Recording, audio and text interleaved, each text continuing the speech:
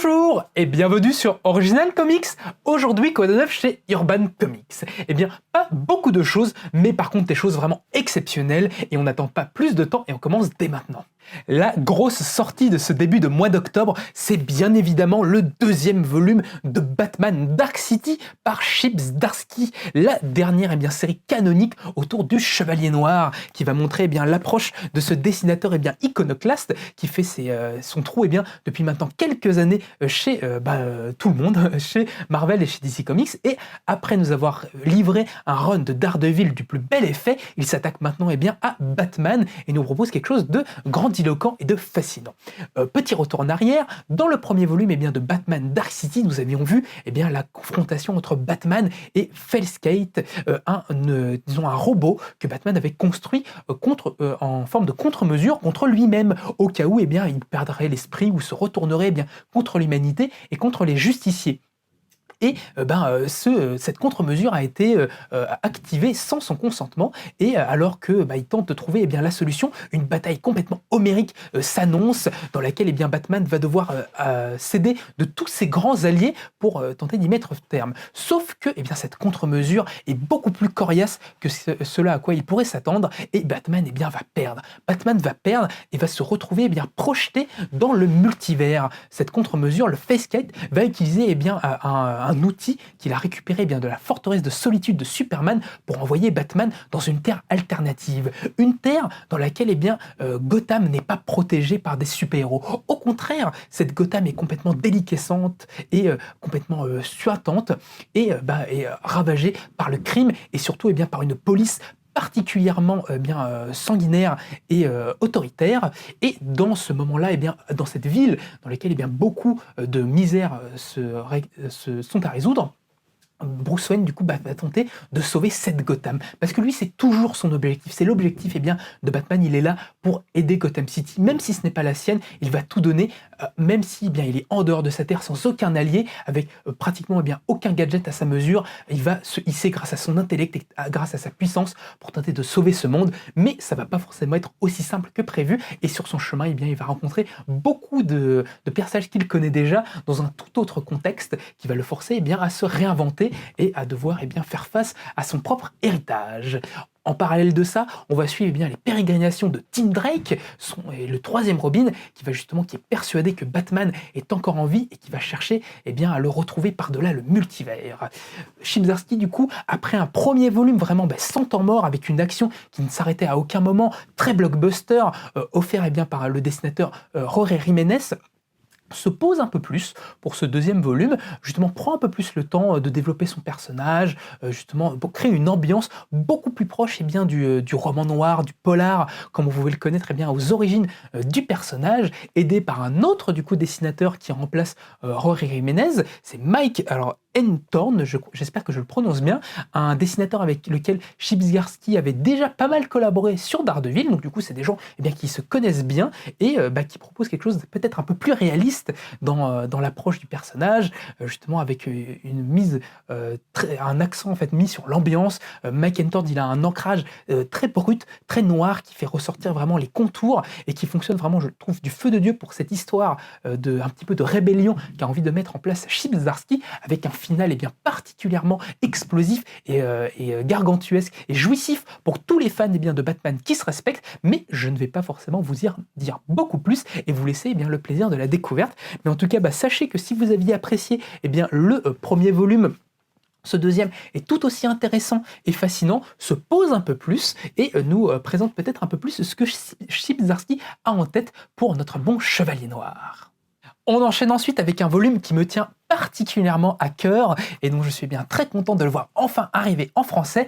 Je veux bien sûr parler du dernier volume de la collection Batman One Bad Day, consacré au personnage de Clayface, ou Gueule d'Argile par chez nous. Du coup, le dernier volume de cette longue série qui aura vu nombre de grands auteurs de DC Comics ou de la bande dessinée américaine en règle générale se réapproprier les grands antagonistes du monde de la chauve-souris, avec à chaque fois comme approche de chercher à donner une vision définitive du personnage en tentant de revenir vraiment à la substantifique moelle du personnage.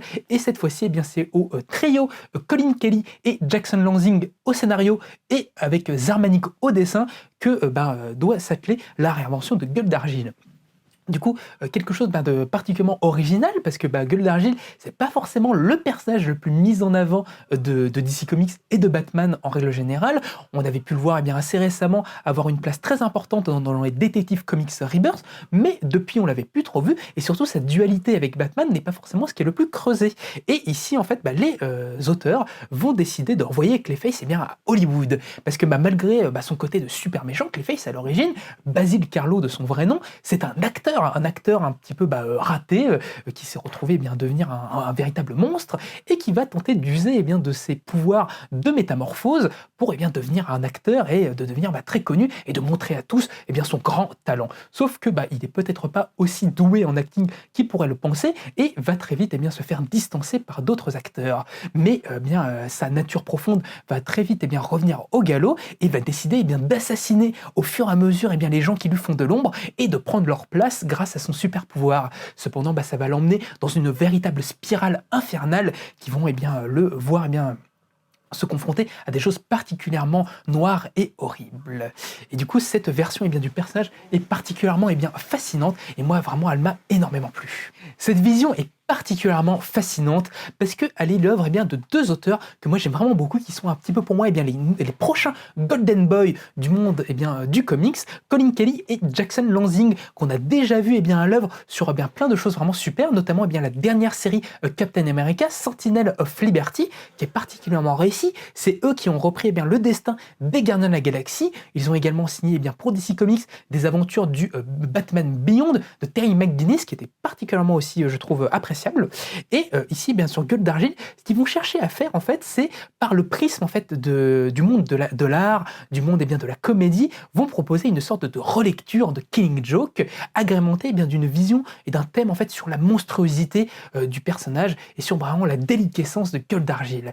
Gueule d'Argile, il est vraiment traité comme une espèce de figure shakespearienne complètement tragique, quelqu'un qui n'est pas forcément justement un criminel, quelqu'un de mauvais au fond de lui, mais qui, à cause des conditions, à son mode de vie, ses pouvoirs est complètement rejeté, détruit.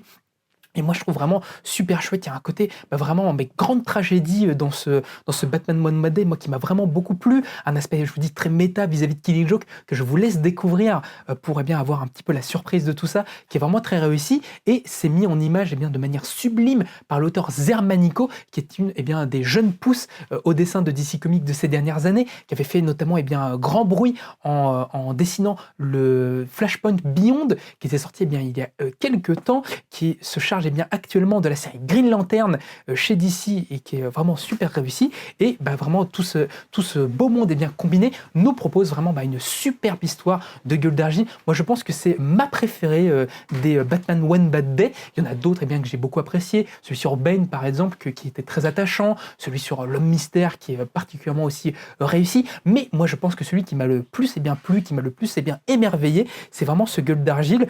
Je vous dis notamment parce que c'est un personnage qui est rarement mis en avant dans la mythologie de Batman et ici qui est vraiment superbe. Donc moi, c'est vraiment un volume que je vous recommande plus que tout, qui conclut vraiment de très belle manière cette grande collection des Batman One Bad Day, qui aura vraiment à proposer plein de trucs super, je trouve. Alors, il y en aura peut-être eu de moins réussis que d'autres. Selon nos sensibilités, on aura préféré une approche ou plutôt qu'une autre. Mais dans l'ensemble, je trouve que le contrat est plutôt réussi et que DC Comics a vraiment mis plutôt de l'ambition sur ces récits-là et de ne pas nous vendre que des trucs un peu débiles ou un peu bâclés sous prétexte que parce que c'est les méchants de Batman, ça se vendrait.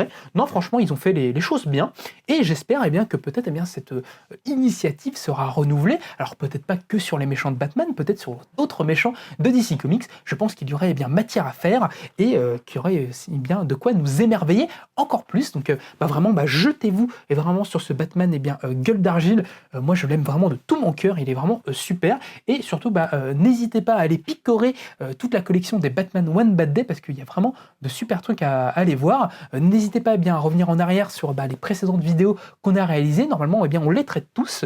Donc voilà. Et puis surtout, n'hésitez pas peut-être à dire, vous, dans les commentaires, quel autre personnage de l'univers de DC vous aimeriez voir traité un petit peu à la sauce Killing Joke, à la sauce One Bad Day. Moi, ça m'intrigue beaucoup de le savoir. Je profite que cette semaine soit un petit peu contenue en termes de sortie avec le Batman Dark City tome 2 et le One Bad Day Gueule d'Argile pour remettre un petit coup de projecteur sur le travail de Chip Zdarsky en indépendant et chez Urban Comics, parce que Chip Zdarsky c'est un auteur vraiment très important, je pense, aujourd'hui pour le tissu de la bande dessinée américaine, quelqu'un qui propose vraiment une vision iconoclaste et qui va justement chercher à proposer pas mal de choses différentes.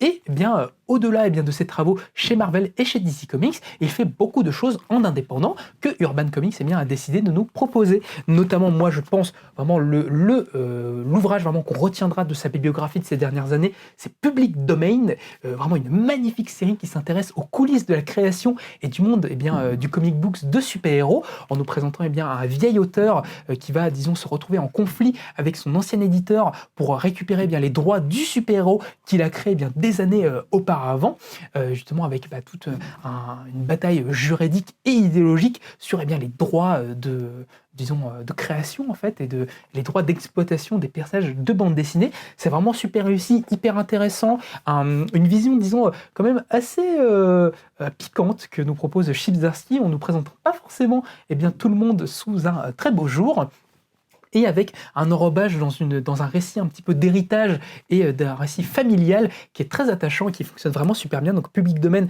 qui est vraiment super. En plus, il est dessiné et écrit par Chip Zdarsky, donc on voit que c'est vraiment une œuvre personnelle pour lui. Et l'autre série vraiment indé qu'il entreprend ces dernières années, c'est aussi Newsburn, qui va nous emmener un peu plus du côté du polar noir et de la ville de New York, en nous concentrant sur un détective privé qui s'appelle Newburn, qui est un peu particulier parce que lui en fait ne s'intéresse et ne s'attaque que aux cas qui relèvent de la mafia. C'est un personnage qui va un petit peu justement cacher ou enquêter pour la pègre, et qui de ça en fait en faire un personnage un petit peu au centre des batailles qui peuvent se savoir en fait entre différents clans, différentes choses comme ça. Et on va voir différentes enquêtes qui vont au fur et à mesure proposer une trame un petit peu plus grande, en remuant les bas-fonds un petit peu de New York. Donc il est vraiment super chouette. Ici, il est que au scénario, et au dessin, il est adjoint par le dessinateur et coloriste Jacob Phillips, le fils de Sean Phillips, qui propose des planches que j'aime particulièrement, et une approche vraiment super chouette, donc qui est aussi un des auteurs, disons, à retenir de ces prochaines années. Et bien voilà, j'espère que cette petite présentation vous aura plu, qu'elle vous aura donné envie de découvrir tous ces magnifiques comics. Bien évidemment, si vous voulez vous les procurer, c'est dans le descriptif de la vidéo que ça se passe, ou bien en nous rendant visite au 49 rue La Cépède à Paris. C'est avec plaisir qu'on vous accueillera pour pouvoir parler de toutes ces merveilleuses choses avec vous et de philosopher pendant des heures sur la destinée de Batman et son histoire. Moi, c'est quelque chose qui me passionne et j'espère que vous aussi. Donc n'hésitez pas à vous abonner à notre chaîne pour ne rater aucune de nos prochaines vidéos, à nous laisser des petits commentaires pour nous donner vos avis sur toutes ces lectures, peut-être nous dire vous quel a été votre coup de cœur des Batman One Bad Day, ou dire comme je vous l'ai dit précédemment, quel autre personnage vous voudriez voir traité comme ceci. Est-ce que le nouveau run de Chip Zdarsky sur Batman vous enjoint et vous galvanise également? Moi je veux tout savoir, donc n'hésitez pas. Et en attendant, moi je vous remercie de m'avoir écouté et je vous dis à la prochaine.